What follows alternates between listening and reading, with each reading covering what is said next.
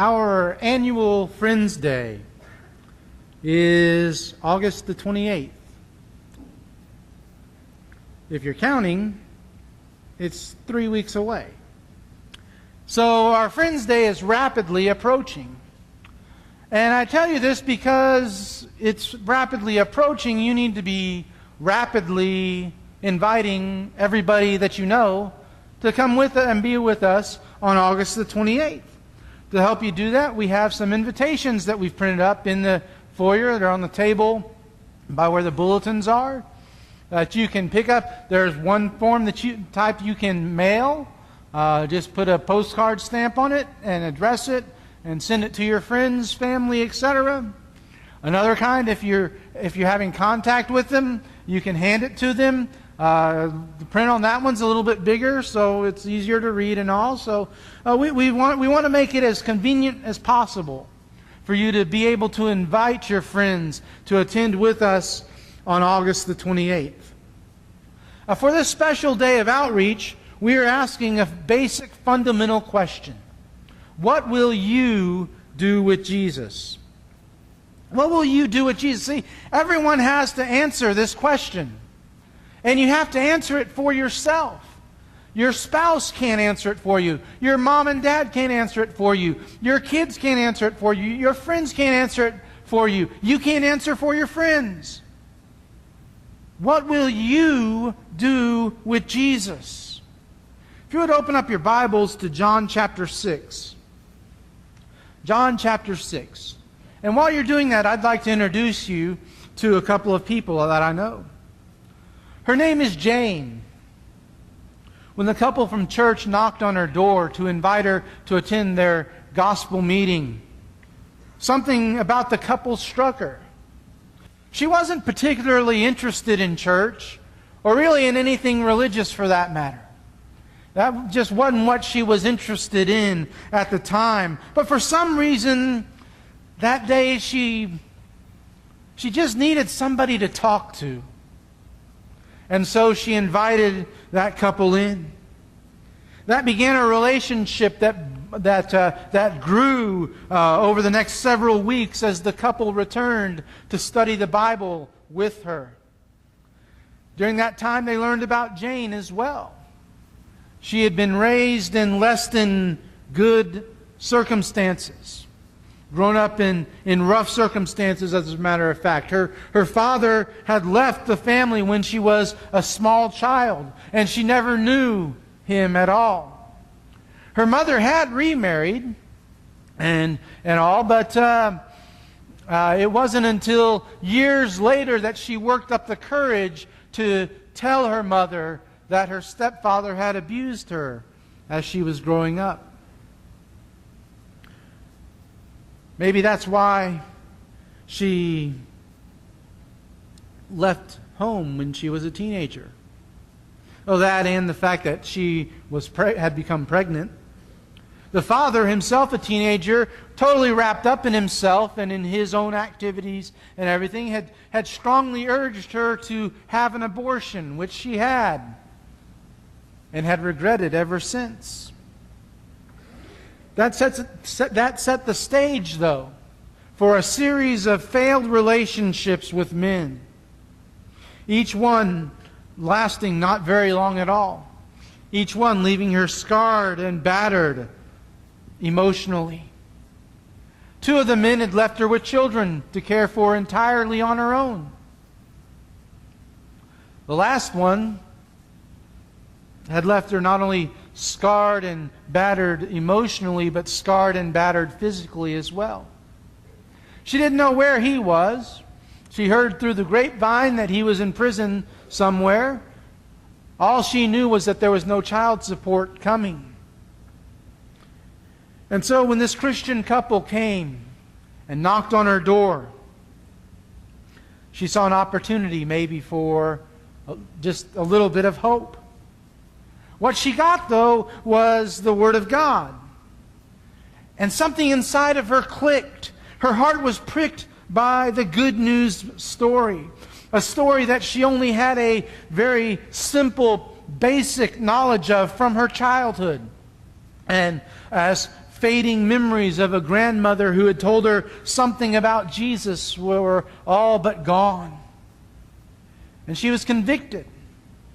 And one night, around her small kitchen table, as this couple was studying the Bible with her, and she was using her shiny new Bible that this couple had given to her, the very first Bible that she ever actually owned herself. She broke down in tears.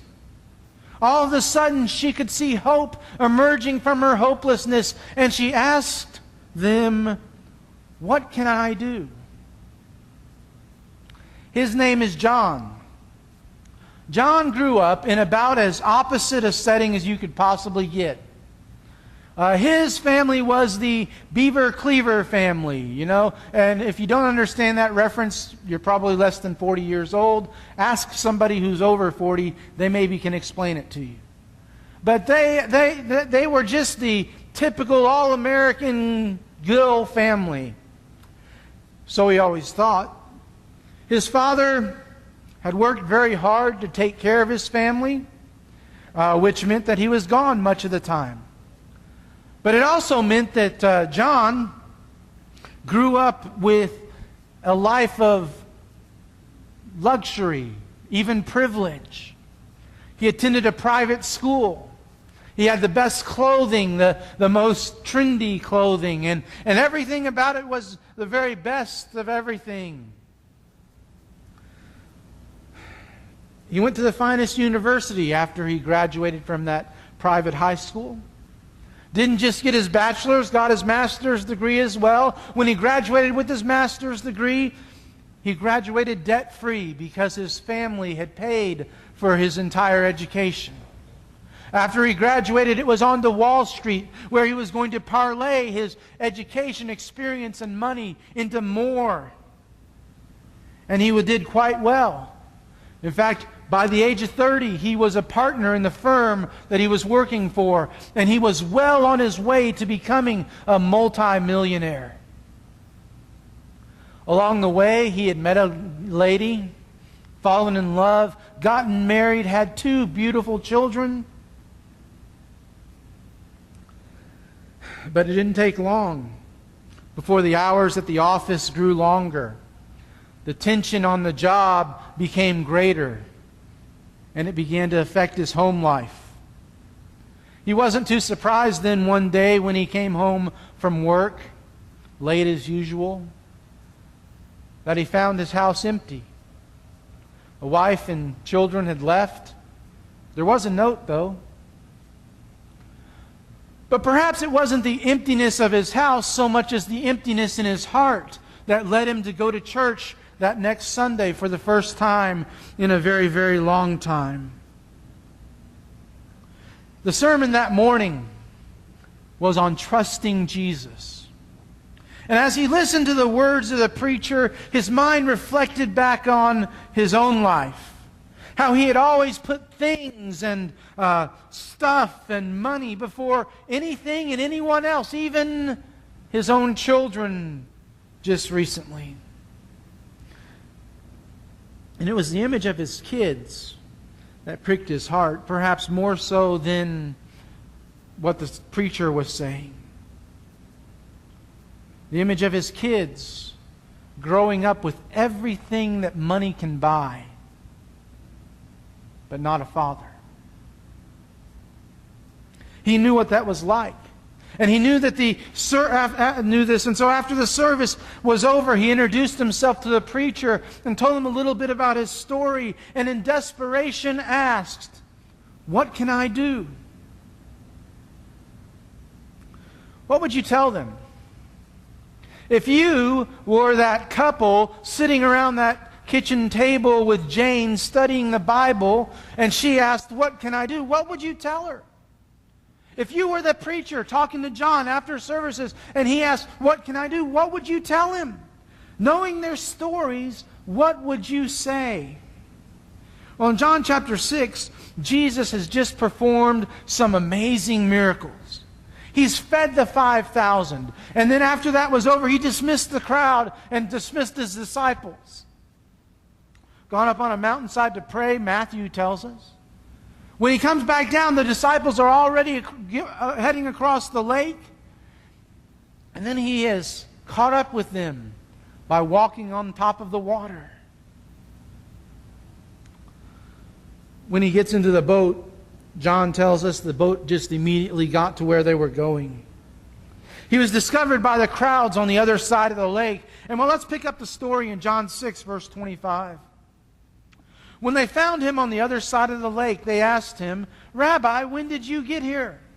Jesus answered, "I tell you the truth, you are looking for me not because you saw miraculous signs, but because you ate the loaves and had your fill. Do not work for food that spoils, but for food that endures to eternal life, which the Son of Man will give you. On him God the Father has placed his seal of approval." Then they asked him, "What must we do to do the works God requires?" Jesus answered, "The work of God is this, to believe in the one he has sent." I just love that. I just love that. They ask, what do we have to do the work that God requires? And Jesus says, let me tell you what you've got to do. You've got to believe in the one God has sent. But that's not as simple as we might think. Because you see, this word believe, as the NIV translates it in John chapter 6, it's actually the verb form of the word that appears quite frequently in Hebrews chapter 11. He's talking about having faith.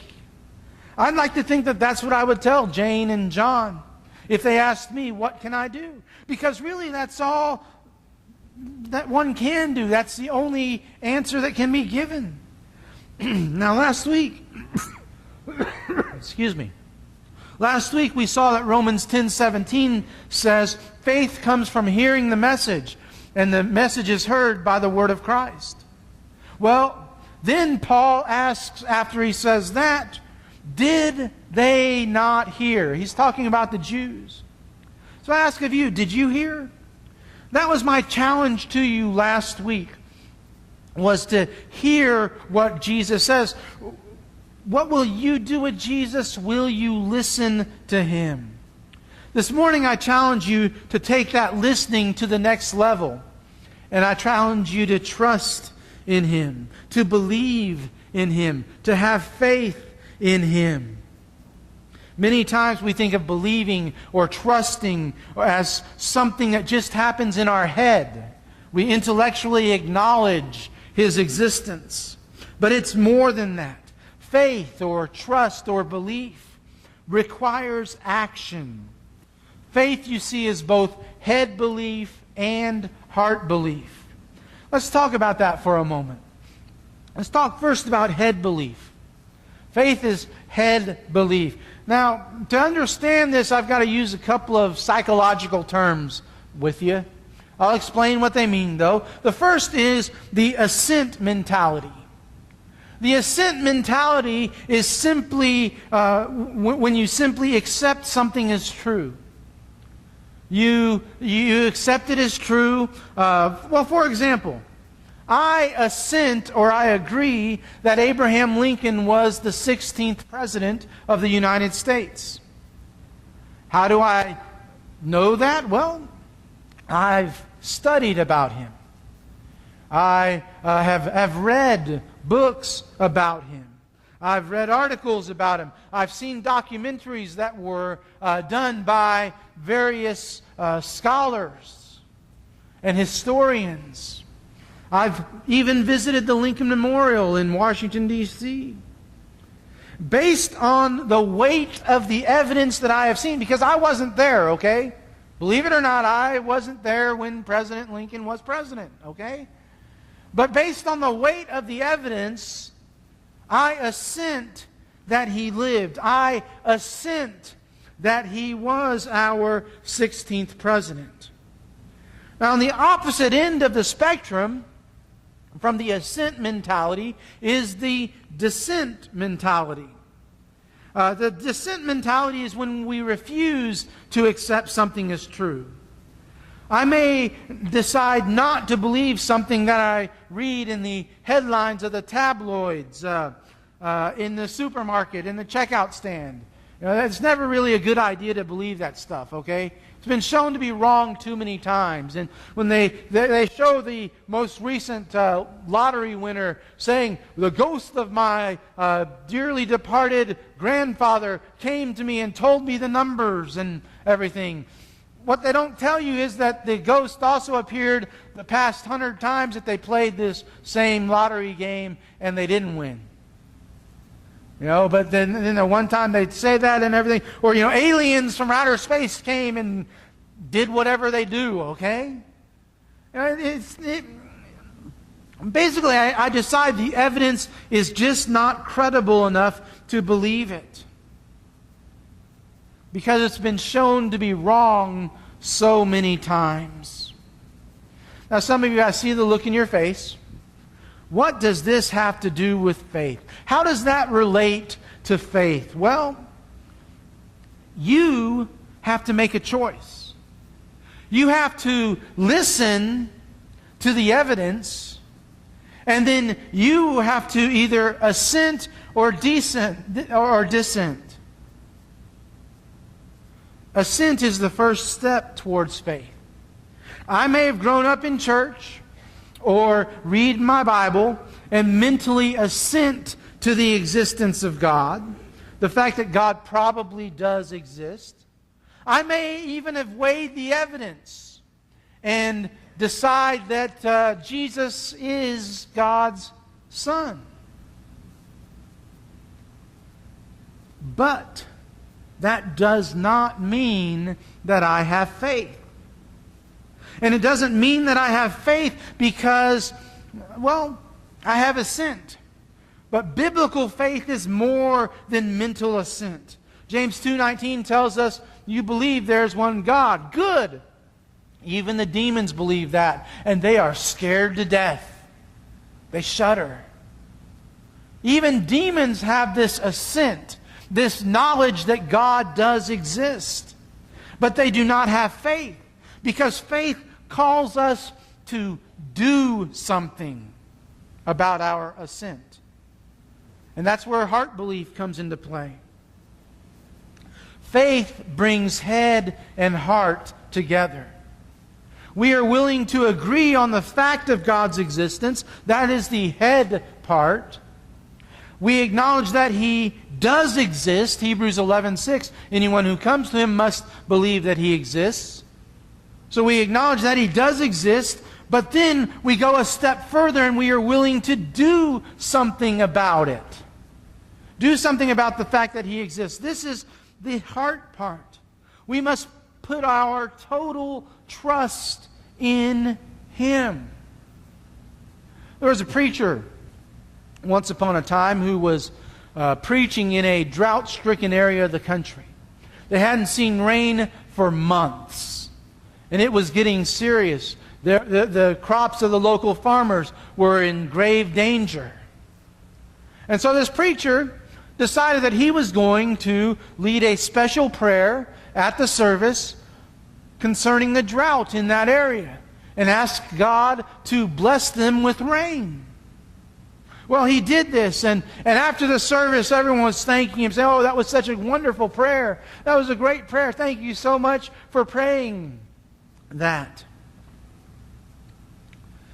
Went home, and as they were getting ready to walk out the door to come to the evening service, this preacher's son went into the closet in the hallway and got out the umbrella and gave it to his father. And the preacher was a little bit perplexed by this. There's no rain in the forecast. Why are you giving me the umbrella? He said, "Well, Dad, didn't you pray this morning that it would rain?" "Yeah." "Well, don't you believe that it's going to happen?" The preacher thought about it for a moment. He said, "Well, yeah." And it's pretty much a good thing that he listened to his son on that occasion, because that evening, during the evening worship assembly, a storm like nothing they'd ever seen blew in. and it rained quite a bit. And the preacher was the only one at church that had an umbrella. Because his son understood that the head part is asking, the heart part is believing that what you ask is going to happen. Faith is acting on that mental assent. James chapter 2 verse 17 says, in the same way, faith by itself, if it is not accompanied by action, is dead. Faith that is not doing really is not faith at all. If it doesn't involve some sort of action, it really isn't faith. It's only mental assent. Hebrews chapter 11 is the great chapter on faith in the Bible. I want to challenge you to look at Hebrews 11 and see how many times it says, by faith. Actually, we don't have time for you to do that. 21. Okay? 21 times in Hebrews 11, the writer says, by faith. Now, of those 21 times, how many of those times is by faith followed by an action? 21 out of the 21 times. By faith, so-and-so did such and such. Every single time it involves action. That's because faith isn't faith unless it is doing something, unless it is active. And that's what this series is all about. Last week I introduced you to the question, what will you do with Jesus? You specifically, you individually, what will you do with Jesus? You see, just knowing about Him isn't enough. He calls us to do something about it. The good news expects a response. God calls us to make a decision. We cannot stay neutral when it comes to Jesus. To decide not to decide is to decide. It's just that simple. And I don't pretend that it's always an easy decision. In fact, sometimes it can be a gut-wrenching decision, like Jane's decision. Asking her to trust in Jesus when every other person in her life had let her down is really asking her to do something. Asking her to come to a loving Father. After all she's known about a father has been rejection and the wrong kind of affection. Certainly not love. That's a big challenge. And like John's, all he's ever trusted in is himself, his education, his abilities, his work. To ask him to give that up and trust in Jesus, someone who he's just met, just been introduced to, is asking him to go against everything he's ever known. If he's ever trusted in anything or anyone else, it's been in his money and his wealth. Asking him to let go of these things and to only trust in Jesus is indeed a tall order. I've got to admit this to you. I don't know these individuals specifically. But you know what? We all know them, don't we? We know them because they are our friends. They are our neighbors. They are our family members in many cases. They are, in fact, all of us. We all have grown up in less than perfect circumstances. We all have issues when it comes to trust, to letting go and giving it over to God. I don't pretend that trusting Jesus fully is something that is easily done for most of us. If you're like me, you put an awful lot of confidence in yourself. And sometimes that works against you when it comes to fully trusting in Jesus.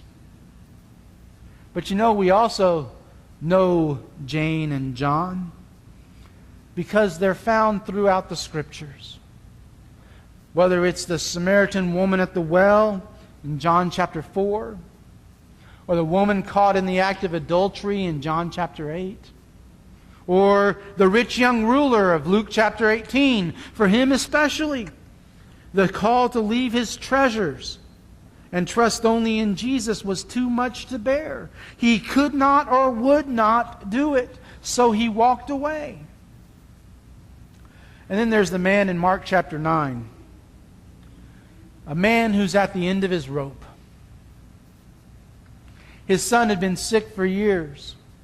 Mark tells us that it was an evil spirit, a demon, that had caused his son to be sick. In fact, this demon, this evil spirit, had even tried to kill the boy on a number of occasions. The kid's dad was grasping for anything, any hope, anything that might possibly help. Have you ever felt that way? Have you ever been that desperate? He'd probably seen Jesus. Maybe he'd only heard about Jesus.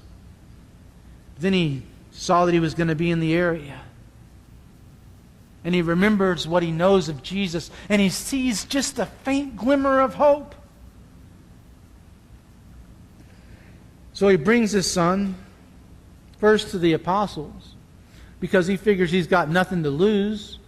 And, anything's worth a try at this point. Brings the son to the disciples, and what happens? They can't help him. And you read that, and I don't know about you, but as a father myself, I hear his heart drop. I hear his exasperation when the disciples can't help. But then Jesus shows up. And when Jesus does show up, immediately the Spirit throws the boy into a convulsion. And Jesus, it seemed like he doesn't even notice the boy having the convulsion over here. He's just talking to the Father, getting a case history, I guess is what it's called. How long has he been like this?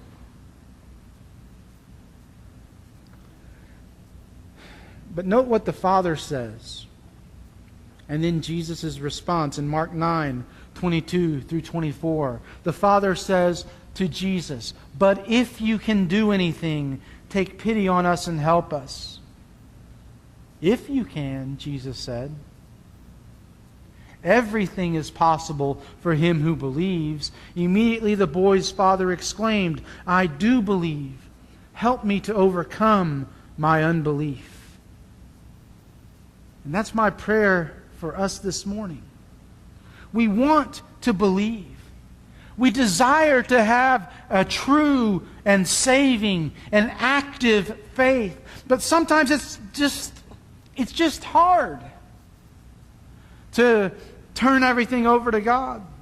Turn loose of the trust that we place in the things of this world, be it our past, either positive or negative, or our stuff, or our abilities, or ourselves. It's hard to let go of those things and trust in Jesus. We hear that old adage, when you come to the end of your rope, tie a knot and hang on. When in reality, what Jesus calls us to do when we get to the end of our rope is to let go and trust that He's going to catch us. Last week I challenged you to listen to Him, to hear what Jesus has to say about things, about what's going on in your life, your relationships, and to give His advice a try in your life. What did you find? I trust that you found His words to be true. This morning, I want to challenge you to take the next step in your journey of faith, if you haven't already, and trust in Him. When the world has let you down, He is dependable.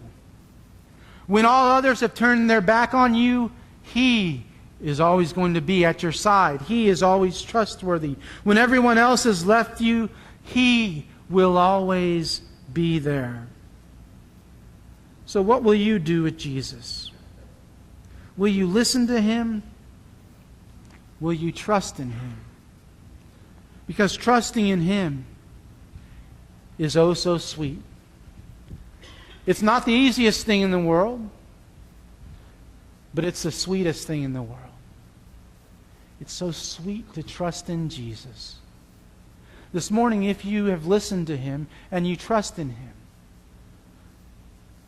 don't let anything keep you from making your life right with Him. Because that is the most important thing you could ever do. Maybe somebody this morning has come to the end of their rope. And they've tied that knot because that's what the world says to do. And they're hanging on for dear life. And maybe what God is calling you to do is to let go of that rope.